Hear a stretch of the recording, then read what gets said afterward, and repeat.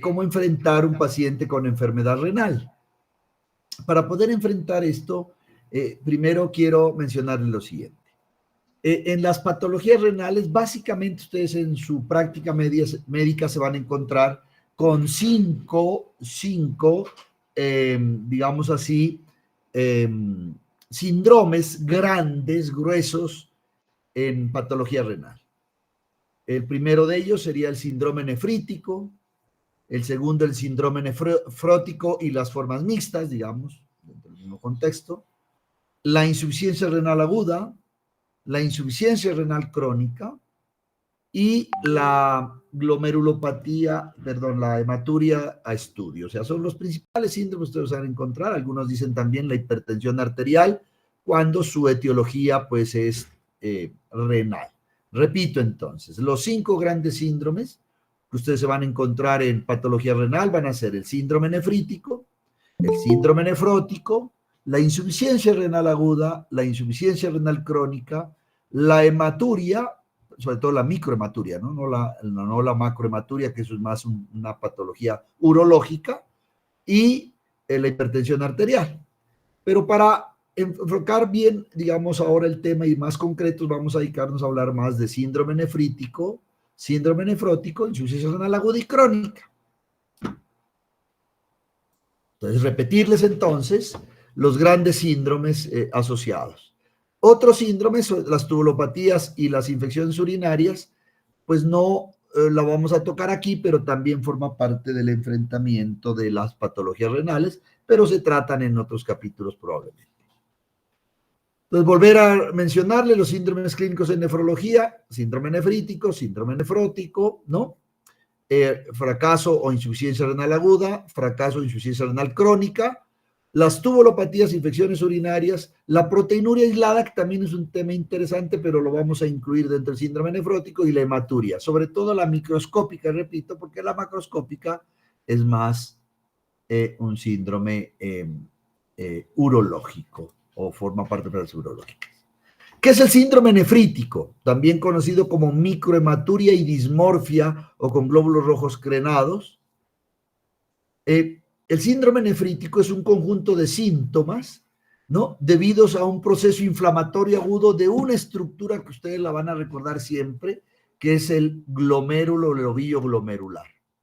El proceso inflamatorio que afecta a este glomérulo, sea a su capilar glomerular o a su membrana endotelial de la cápsula de Volma, puede desencadenar el famoso síndrome nefrítico, cuya característica, repito, es la presencia de microhematuria con dismorfia, o sea, o con también llamados glóbulos rojos crenados, y la presencia también en el sedimento urinario, en el uroanálisis, de cilindros hemáticos. Entonces, el síndrome nefrítico se caracteriza por el proceso, etiopatogénicamente, el proceso inflamatorio que afecta a los glomérulos. Ya vamos a ver qué tanto puede dañar, afectar, inflamar los glomérulos, y que característicamente se manifiesta por, en el sedimento urinario, la presencia de microhematuria con glóbulos rojos crenados o dismórficos y la presencia también de cilindros hemáticos.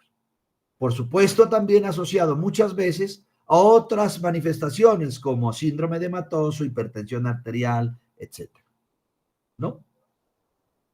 La mayoría de estas alteraciones que inflaman, la mayoría de estas etiologías que inflaman el glomérulo son inmunológicas. Algunas de ellas también pueden ser inducidas por infecciones, sobre todo virales, pero la mayoría son de tipo inmunológico o autoinmune. Respecto al síndrome nefrótico, este se caracteriza también por la lesión glomerular, pero sin la presencia de microhematuria ni de cilindros hemáticos, sino la presencia de proteinuria en rangos nefróticos, o sea, pérdida de proteínas por el glomérulo hacia la orina de más de 3.5 gramos en 24 horas. Sin embargo, a veces hay combinación de las dos cosas. Puede haber combinación nefrítico y nefrótico, pero en este caso vamos a hablar de formas puras nefríticas y formas puras nefróticas. La epidemiología vamos ahora sí a tratar primero el síndrome nefrítico. La epidemiología del síndrome nefrítico agudo generalmente es de origen brusco, porque la inflamación glomerular suele ser rápida, de rápida instauración, caracterizada, como digo, por hematuria, oliguria, cuando es mixta, pues con proteinuria, edema y muchas veces, por supuesto, pérdida aguda de la función renal y en grado variable, lo que les decía, la hipertensión arterial. En cuanto a la etiología del síndrome nefrítico y del síndrome nefrótico, voy comparando los dos para ir teniendo claro los dos conceptos. Depende muchas veces de la edad de presentación del paciente. En el síndrome nefrítico, en pacientes jóvenes menor de 15 años, la principal causa sigue siendo la glomerulonefritis, o sea, la inflamación glomerular post-estreptocóxica. En segundo lugar, la mesangial por IgA. En tercer lugar, la membrano basal delgada, el síndrome de membrana basal delgada. Las nefritis hereditarias. En esta, pues, el síndrome de Alport, ¿no? En la membrana basal delgada. Las nefritis hereditarias, la púrpura o vasculitis de Heinz-Schönlein. Y por último, la nefropatía lúpica, que si bien se puede presentar en menores de 15 años, no es la forma más frecuente. Repito entonces, para recordarles a ustedes, el síndrome nefrítico en menores de 15 años, glomerulonefritis aguda infecciosa, habitualmente post-estreptocóxica, y la mesangial por IgA. Las otras más raras. En la población entre 15 y 40 años, la causa etiológica suele ser en primer lugar, la nefropatía por IgA, la segunda, la enfermedad de membrana basal delgada, la tercera, la nefropatía lúpica. Aquí aparece la lúpica, miren, como una forma importante de glomerulopatía, de glomerulonefritis. Ya es más raro las nefritis hereditarias, la mesangial proliferativa, la rápidamente progresiva y la aguda posinfecciosa, que si bien se puede presentar, ya son más raras. Para recordarles nuevamente, entonces en niños, la posinfecciosa y la IgA. Y en adultos, la IgA y probablemente la lúpica, y las primarias, la rápidamente progresiva y aguda posinfecciosa, pueden estar presentes. Y en mayores de 40 años, nuevamente viene a ser la nefropatía o la glomerulopatía por IgA, segunda, la glomerulopatía nefritis rápidamente progresiva, tercera, la vasculitis y ya más rara, la glomerulopatía aguda posinfecciosa, el síndrome nefrítico, que además tiene características que no, digamos, no solo en el sedimento que dijimos microhematuria y cilindros hemáticos, sino también manifestaciones sistémicas. Puede haber, sobre todo si es por un lupus, por ejemplo, que ustedes recuerden que el lupus no es una enfermedad órgano específica, sino órgano diseminada, o sea, es lupus eritematoso diseminado, pero cuando afecta al riñón, pues causa el síndrome nefrítico. Pues si hay un lupus, también habrá manifestaciones de otros órganos comprometidos. En cuanto a la etiología del síndrome nefrótico, se dividen en dos grandes grupos. También depende de la edad del paciente, por supuesto, pero a grandes rasgos se dividen en glomerulopatías primarias y glomerulonefritis o glomerulopatías secundarias, que se comportan más como síndrome nefrótico. O sea, repito, pérdida de proteínas por la orina con proteinuria mayor de 3.5 gramos. Ellas son las primarias y la principal causa, sobre todo en población infantil, ¿no? La nefropatía de cambios mínimos, que se llama también llamada glomerulopatía o síndrome, ¿qué es? Nefrosis, ¿qué es? Glomerulopatía lipoídica, que se llamaba antes, pero ahora se llama enfermedad de cambios mínimos. Se llama así porque habitualmente los cambios que se producen en la membrana epitelial de la cápsula de Bowman no son perceptibles con la microscopía de luz, son cambios muy mínimos, se lo identifica solo con la microscopía, por supuesto, electrónica. La segunda causa, en cuanto a glomerulopatías primarias, la glomerulonefritis esclerosante y focal. La membranosa, recuerden mis estudiantes que están notando conmigo, esa paciente que la tuvimos con un síndrome nefrótico y que consideramos que como la edad de ella era avanzada, una posibilidad es que fuera una glomerulopatía membranosa paraneoplásica, y lo confirmamos. O sea, falta la biopsia, pero es muy probable que sea paraneoplásica. La otra causa, la glomerulonefritis membrano proliferativa, la por IgA, por C1Q y la por IgM más raras. Y las secundarias, la principal causa realmente de secundarias en nuestro medio, ustedes lo van a ver, van a ser sobre todo la diabetes, ¿no? La diabetes. Y otras causas también que podemos ver, puede ser muy frecuente el lupus. Otras formas de enfermedades mixtas del tejido conectivo, el síndrome de Gould-Pasteur también puede dar componente nefrótico, pero habitualmente es más nefrítico. Las vasculitis son más nefríticas que nefróticas. Entonces, recordarles simplemente, las primarias, la principal, cambios mínimos en la progresión infantil, y las glomerulopatías primarias, esclerosis focal y segmentaria y la membranosa. Y en la secundaria es la más frecuente. En nuestro medio, diabetes, ¿no? La glomerulopatía diabética o enfermedad de Kimmel-Wilson, que les tengo aquí una fotico, miren cómo se deposita en este material un poco parecido a proteináceo, parecido al amiloide, digamos, en el glomérulo, afectando la cápsula de Bowman, produciendo la pérdida de proteínas, y otras formas raras, pues, de síndrome nefrótico también, la sarcoidosis, algunos pacientes con amiloidosis, el hipotiroidismo primario. Y otra causa que ustedes frecuentemente podrán ver cuando roten por ginecología y obstetricia, la preeclampsia como daño glomerular primario produciendo síndrome nefrótico. Repito, la causa más frecuente en niños, los cambios mínimos, es la causa más frecuente en los niños. Los glomérulos son aparentemente normales en la microscopía de luz y solo se evidencian estas lesiones de la cápsula de Bowman en la microscopía electrónica con una fusión de los podocitos, de los pedicelios, y que habitualmente responden muy bien a esteroides. Respecto a las dos enfermedades, dijimos que siempre va a haber un daño glomerular. Cuando nos referimos a glomerulonefritis, esta inflamación, esta respuesta inflamatoria tiene unas etapas. Primero, el daño capilar, con un aumento de los poros de la membrana basal glomerular. Esto altera la permeabilidad, produciendo hematuria, proteinuria y cilindros de glóbulos rojos, síndrome nefrítico. Y si solo hay proteinuria, síndrome nefrótico. Pero todas tienen implícito el daño al glomérulo, produciendo aumento del diámetro de la membrana basal glomerular. También se produce una disminución de la filtración glomerular y la contracción del mensangio glomerular, llevando a una caída en la tasa de filtración glomerular. Por supuesto, esto también lleva a una retención de agua y sal, y esto lleva a la oliguria, la retención de nitrogenados, hipertensión y edema.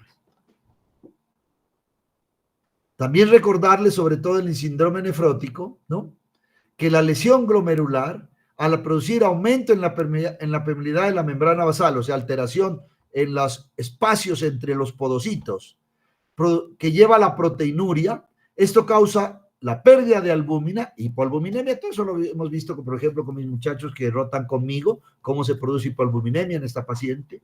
Eso tumba la presión oncótica del plasma, produciendo el edema del síndrome nefrótico.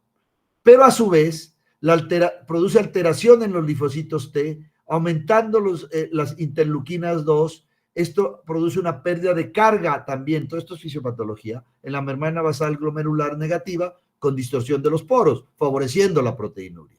Pero la proteinuria no solo es de proteína de albúmina, también se pierde antitombina 3, factor 9, 11 y 12, y eso es lo que lleva al estado de hipercoagulabilidad. Por eso la tenemos a la paciente con enoxaparina, para evitar trombosis venosas profundas por la pérdida de la antitrombina 3 en el síndrome nefrótico. Pero además se pierde la síntesis de las lipoproteínas, se altera la síntesis de lipoproteínas, o sea, en aumento, perdón, las lipoproteínas, y la pérdida de la actividad de la proteína lipoproteína lipasa, produciendo la hiperlipidemia. Esa triada tan bonita o digamos del síndrome nefrótico: edema, hiperlipidemia, hipercoagulabilidad.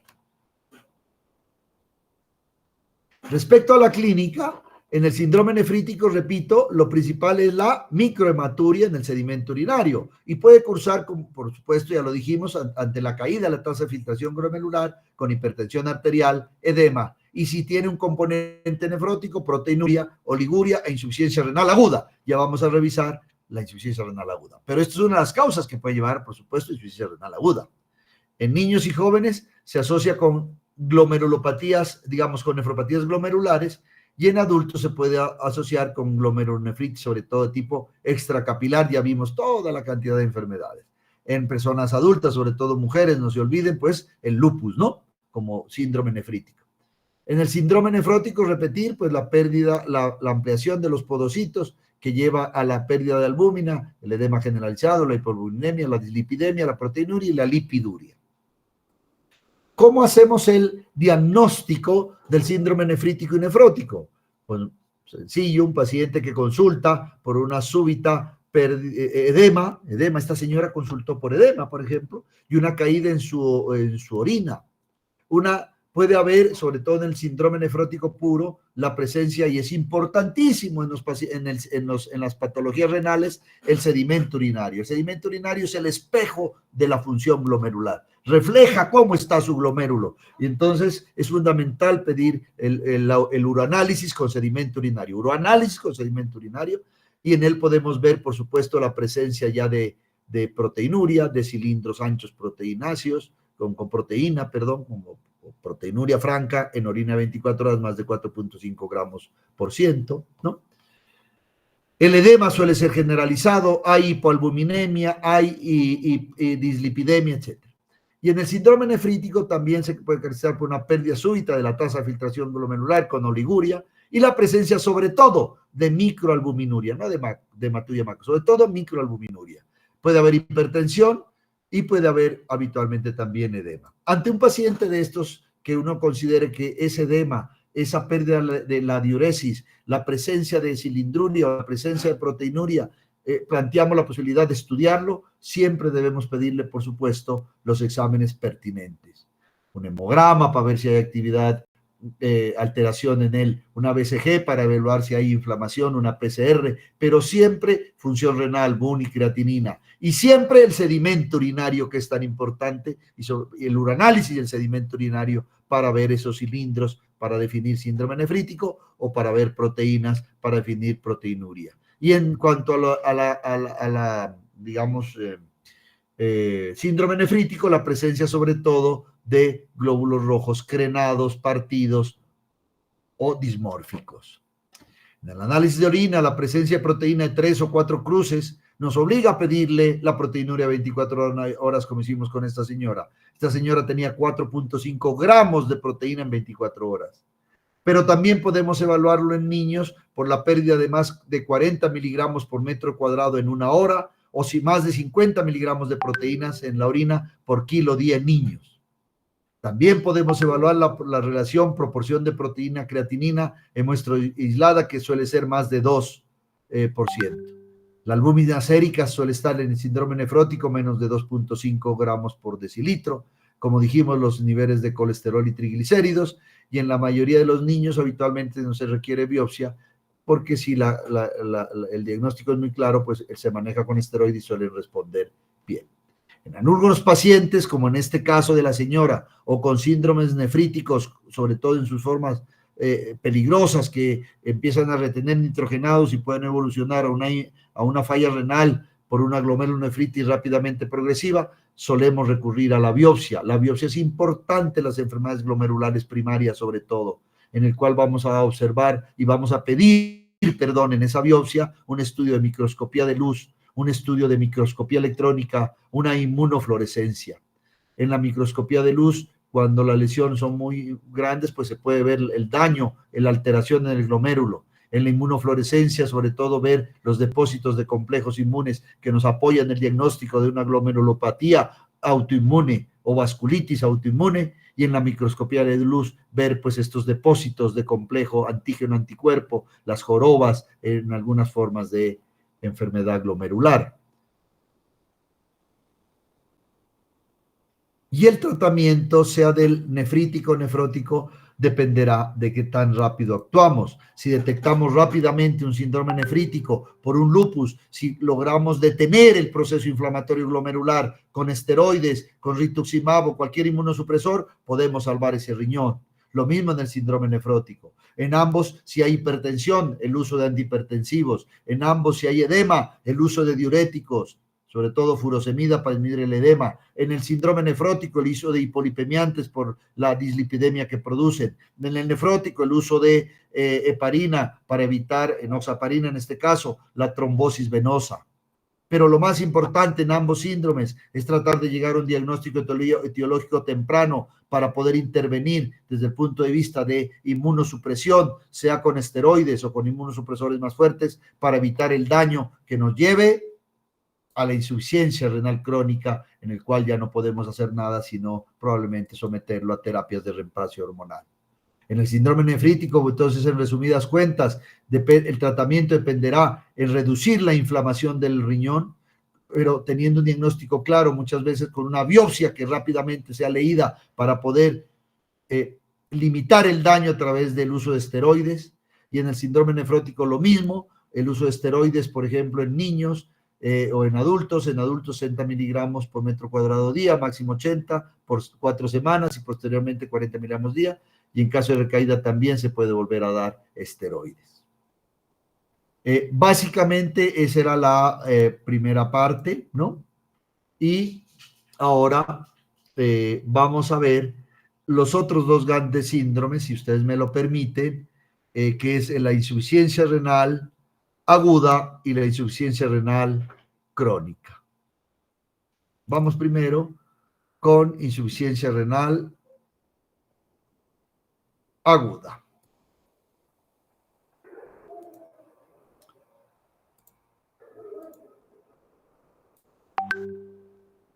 Bueno, ¿están viendo ahí la imagen?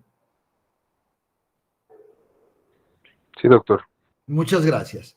Entonces, repito, Sí, doctor. vuelvo a retomar las ideas claras porque el tema que me dieron fue muy largo, ¿no? Enfrentamiento de las patologías de la enfermedad renal. Entonces tenía que hablarles de todo esto primero. Los síndromes renales son nuevamente la hematuria, la microhematuria, el síndrome nefrítico, el síndrome nefrótico, la proteinuria aislada, la insuficiencia renal aguda, la insuficiencia renal crónica, la infección urinaria, por supuesto, ¿no? Y la hipertensión arterial. Y las tubulopatías, que no me quise meter en esto porque es más complejo, pero lo que más vemos es lo que les estoy mencionando. Entonces vamos a hablar del otro grande síndrome, la insuficiencia renal aguda.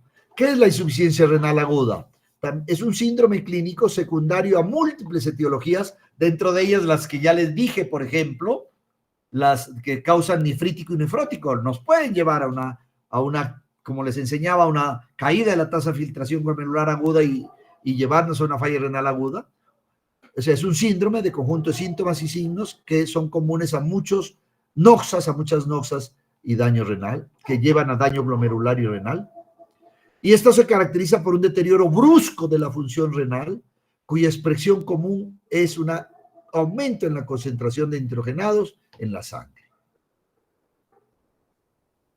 De acuerdo a la clasificación de aquí en inglés es de Acute Kidney Injury, es la clasificación de la falla renal aguda. La falla renal aguda sigue dividiéndose, se sigue utilizando la misma nomenclatura porque es muy fácil entenderla. La falla renal aguda puede ser por una lesión prerrenal, o sea que el riñón no es el problema, sino que no hubo perfusión hacia el riñón. Ejemplos: falla cardíaca, aguda severa, shock hipovolémico, shock séptico, shock anafiláctico, shock neurogénico, deshidratación severa.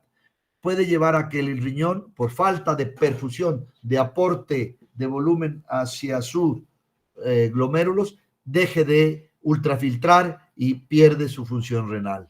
La causa renal intrínseca o primaria, la principal causa en el mundo de falla renal aguda sigue siendo la prerrenal, o sea que quiere decir que somos los médicos los que probablemente tengamos mucha responsabilidad en ella, a no hidratar adecuadamente un paciente que llega con un cuadro diarreico agudo, por ejemplo, a no reponer la volemia y transfundir sangre en un shock hipovolémico a tiempo para que no alcance a hacer necrosis tubular aguda, en manejar bien una falla cardíaca, un shock cardiogénico, un shock hipovolémico, un shock anafiláctico, un shock neurogénico, para evitar esa caída en la presión que me lleva a hipoperfundir nuestro glomérulo y nuestro riñón.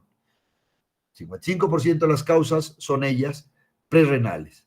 La segunda causa, el 40%, son las intrínsecas renales, un daño primario del riñón. De ellas, el 5% suele ser daño primario glomerular, un 10% intersticial, un 85%, la principal causa de las renales intrínsecas son las necrosis tubulares agudas, que son habitualmente causadas por una prerrenal maltratada, termina en un daño renal intrínseco, sobre todo la variante tubular, y en un 5% la causa más no frecuentes ya serían las posrenales. Lo repito, la insuficiencia renal aguda sigue siendo prerrenal, intrínseca renal o renal primaria o daño primario renal y postrenal. En la postrenales, no se olviden, los síndromes de obstrucción ureteral por hipertrofia prostática, cáncer de próstata, que hemos tenido en los pacientes también en el hospital, o por o por un CA de cervix que afecta los riñones. También tenemos allá una señora de raza negra con sus 2 nefrostomías que tuvimos que hacerle poner porque hizo una falla renal aguda, postrenal por obstrucción debido a un tumor que le afectó la unión uretero-vesical, le obstruyó y le causó hidronefrosis.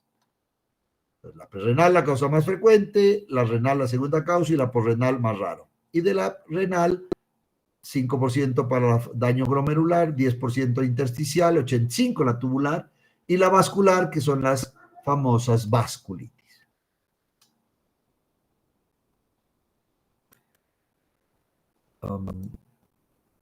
La fisiopatología, pues ya la di prácticamente, que son las prerrenales, las renales, el daño primario y glomerular, y las postrenales por obstrucción.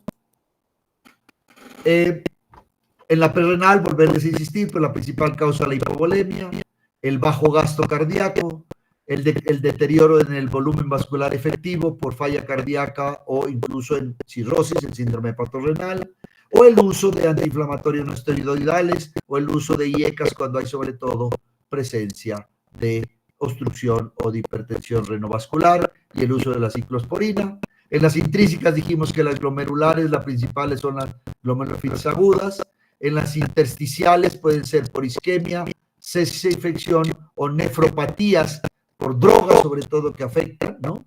El intersticio renal llevando a la insuficiencia renal aguda. Hemos tenido pacientes con anfotericina B, en pacientes con VIH, que tienen un cuadro micótico sistémico y le hemos tenido que poner anfotericina B y eso puede dañarnos el túbulo y el intersticio. Y en las vasculares, las vasculitis, las más frecuentes. Y en las postrenales, no se olviden, pues todas las que causan obstrucción a la vejiga o a los ureteres, ¿no? Que hemos tenido con frecuencia este tipo de pacientes. Y aquí seguiremos hablando pues de la famosa clasificación de KDIGO, que es, traduce en inglés, Kidney Disease Improving Global Outcomes. O sea, la clasificación internacional de la falla renal aguda se sigue utilizando, sigue siendo válido el RIFLE, el nombre mnemotécnico RIFLE, hablando de R para riesgo, cuando consideramos que un paciente puede estar en riesgo de hacer falla renal, ¿no? Cuando se incrementa la creatinina de manera sorprendente. Usted está viendo un paciente, por ejemplo, falla cardíaca, y le dice, con eso que se han visto ustedes en el piso, que frecuentemente les digo al hospitalario, tenemos que hacerle para mañana un controlcito de única creatinina a este paciente, porque lo estuvimos preparando por una colonoscopia y creo que se deshidrató. Entonces, cuando usted le pide ese examen y encuentra que la creatinina empezó a aumentarse en un 50-100%, o empezó a caer la diuresis en menos 0,5 ml por kilo hora por más de 6 horas, usted ya lo que le dice, carajo, esto es una insuficiencia renal que puede estar empezando, está en riesgo de hacerla, y usted empieza a mejorar su condición para la falla cardíaca, hidratarlo si se le deshidrató, transfundirlo si se le sangró. Cuando hablamos ya de injuria, cuando la creatinina se sube, por ejemplo, más de 2 veces el valor normal, estaba en 1, pasó a 2. A carajo, eso ya es una injuria renal. Ya hay un daño mayor. La rata urinaria es menos de 0,5 mililitros por kilo hora, pero que se sostiene más de 12 horas. ¿Cuándo vamos ya de falla? Cuando la creatinina supera el doble del valor normal en 24 horas. O es más de 4 miligramos por decilitro, ya está en falla. O la rata urinaria es menos de 0,13 ml por kilo hora, pero sostenida más de 24 horas. O hay falla anuria por más de 12 horas. Cuando ya se perdió la función renal, la L, cuando ya el paciente dice no hay nada que hacer, ya me orinó, ya se me desmatizó, ya me hizo ácido ya me hizo interpretación y tengo que someterlo a diálisis. Y cuando es final, cuando esta falla renal persiste por más de 3 meses. Perdón, y no les había dicho lo más importante, también cuando definimos insuficiencia renal aguda. Esta falla renal, esta clasificación de la función renal, no debe superar los 3 meses, porque si es tienes más de 3 meses ya pasa a ser insuficiencia renal crónica, o sea, forma parte ya de la E de la clasificación RIF. Nuevamente, recordar la renal, lo dijimos. En la insuficiencia renal dijimos por hiperflujo renal. En la renal, por las más primarias que afectan el glomérulo, o los vasoditis, o intersticiales, o el túbulo, sobre todo la variación celular aguda, recordar lo mismo para hacer más énfasis en ellos. La insuficiencia posrenal, pues las obstrucciones de ureteres, coágulos o compresiones, tumores de próstata, tumores de útero, que causan ceguera. ¿Cómo hacemos el insuficiencia renal aguda? Primero, sospecharla. Ver si este paciente estaba en riesgo de renal, un paciente está en sepsis, en shock séptico, pues tenemos el denominador puede dar la señal de aguda. Un paciente que no tiene shock polémico, un paciente que no tiene falla cardíaca, shock anafiláctico, etcétera, de los sospechamos. En el laboratorio, pues esto siempre pedir un hemograma, a ver si también a veces es difícil diferenciar en una crónica realizada de una pura. Por ejemplo, en un hemograma si hay anemia, sospecha más, y pues no fue shock polémico, usted sospecha más en un, no estás viendo ahí, ¿no? Disculpe, no estás viendo ahí, Entonces, en una insuficiencia renal aguda o en una crónica, igual sospechamos siempre hemograma, creatinina, electrolitos siempre, ¿no? Calcio, crónicas, por supuesto, estas cereales con el riñón tiene que ver con una base que tampoco es por esa causa, ya sería una larga, etcétera, ¿no? ¿Listo?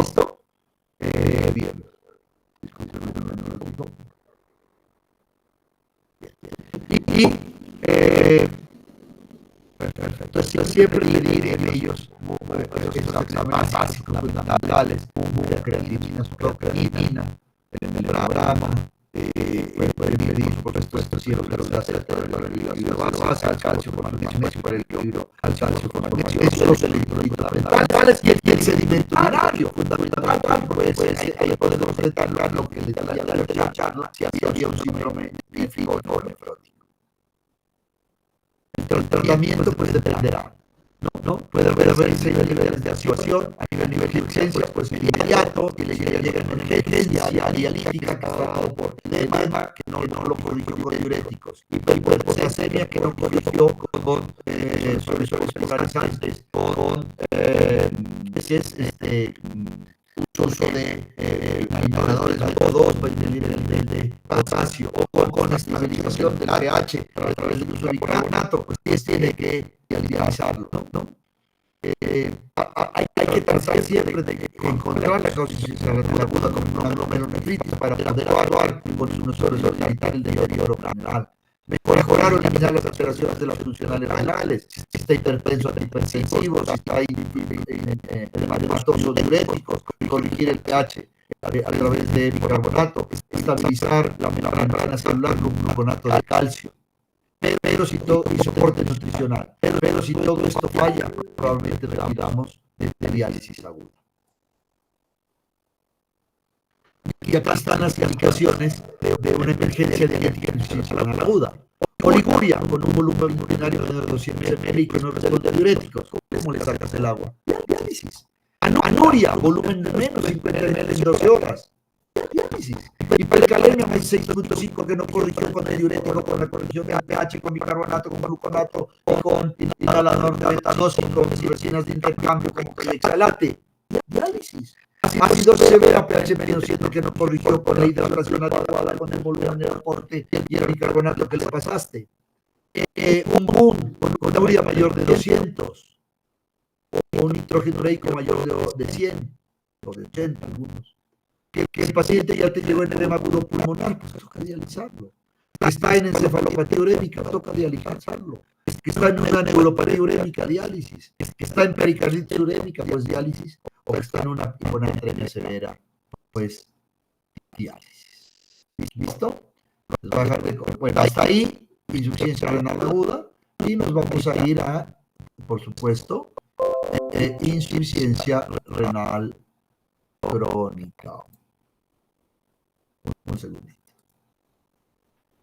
Aquí está.